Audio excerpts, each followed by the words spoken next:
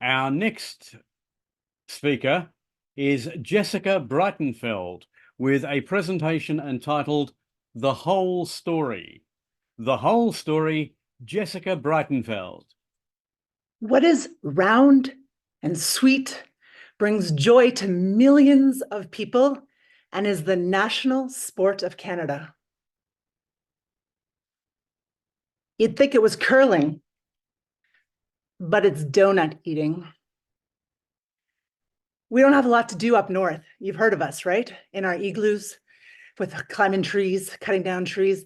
We live for donuts. And as a proud Canadian woman, I renamed myself Dr. Denise Donut. These guys, it is a he, him. He brings me joy on those days when I'm like, why didn't I go to the gym? Comforts me when I'm feeling down on myself. And Forrest Gump had something to say about donuts too. Laugh is like a donut. Sometimes you got a hole. And as a donut philosopher, I have started to think donuts are awesome. Life is awesome. That's great. Hollywood tells us everything should be great. Get the husband, the 2 kids, and after 20 years of marriage, a renovated kitchen. But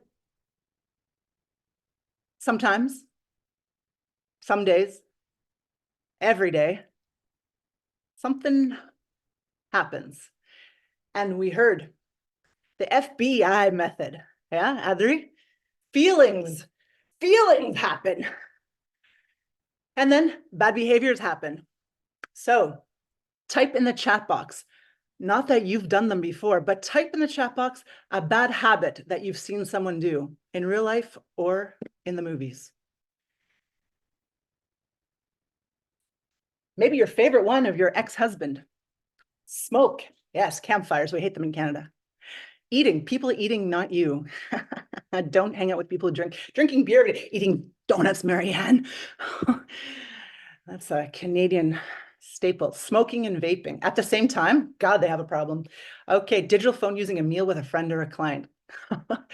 That's not going to be a client for long. Christmas, eating French fries every day. These are very American answers. I live in Barcelona.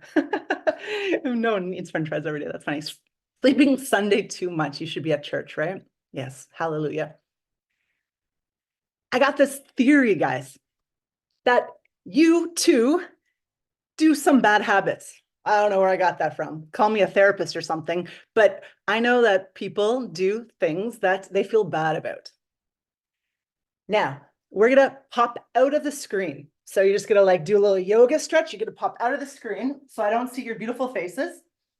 And when the sentence I say applies to you, you're gonna jump back into the screen. Okay? Pop out or turn the camera off if you're feeling lazy. Come on, Sunny. You can do that yoga move a little bit better. Yeah, Tiffany's going slow, but she's going. Okay. I have left the toilet seat up or down when I shouldn't have. Oh, what a surprise. Oh, we even have Timer Joni popping up there. Okay, pop out again. I have hidden the good snacks from my beloveds. Yeah? Oh, honey, we only had the cheap cookies at the store. I'm in the bathroom, just me? No, all of you. Oh, excellent. Okay, pop out one more. You have pretended to not hear someone when they asked you to do something you didn't want to do. Oh, not Toastmasters. We don't do those things. The problem, that was good, the little thing, Roger. That's me with fireworks in the background. Brene Brown has given us this freedom, the author of Vulnerability, right?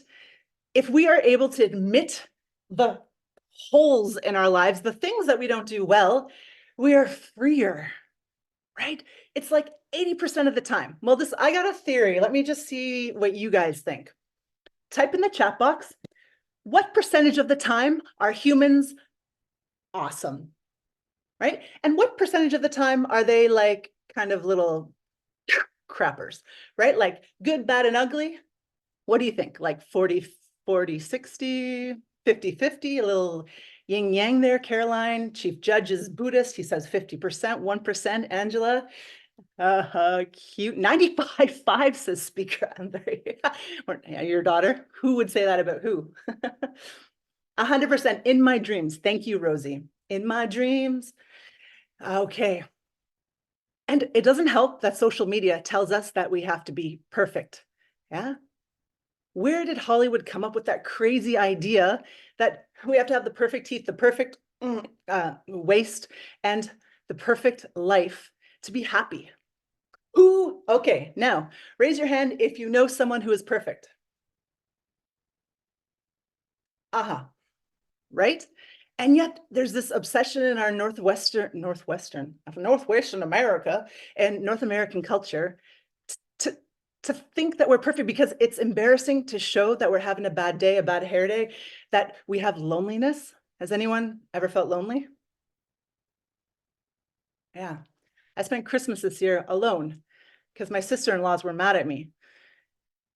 And it was this feeling of like, I feel lonely a lot. And there's this theory of 80-20. I got 80% of the time, we're kick-ass. 20% of the time, wah, wah, wah.